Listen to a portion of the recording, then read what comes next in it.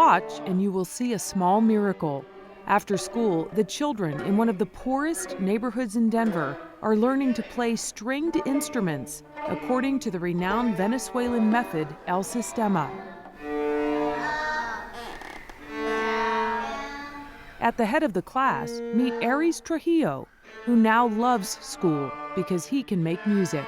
He's just a whole different person. He comes home happy from it. He looks forward to being here again. If he misses a half day of school or he knows he's not going to go to school, I'm going to El Sistema still, and I'm like, yes, you're still going to go, I promise.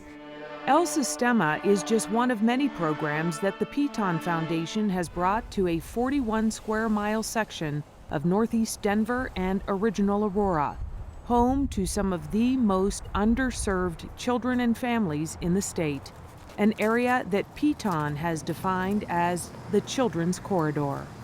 Because we named it, because it had a name, and because it had a meaning, people came to us and said, here's an idea. Have you thought about doing this? Have you thought about doing that? Here's a contribution we could make. Buenos días. De una vez vamos a empezar. 55,000 children live in the Children's Corridor, and there are 10 babies born there every day. Some benefit from this program, called Babies Ready for College. Mothers like Monica come here to learn how to prepare their children for academic success. When she starts her studies, I hope that she will have the opportunities that I never had. Particularly in the field of education, the new science, it just confirms how important these early years are. We no longer have to worry about sending a kid to college. We got to worry about how to get him to college. Supporting a program like Babies Ready for College shows how the Piton Foundation has a big heart. But the foundation makes decisions about what to do and where to do it based not on emotion, but on measurable data. Data is an enormous tool that gives you a pretty objective view of what you're looking at and what you can do about it. I think from the beginning, Piton has been very focused on making sure that their money is well spent and that it's spent on evidence-based programs. And so that's where I think the partnership with the university comes in. School of Public Affairs researchers like Mary Clute analyze data, track trends, and publish the latest results to help the Piton Foundation decide how to achieve its goals. CU Denver's research takes the guesswork out of giving, providing the best possible foundation for Piton's philanthropy.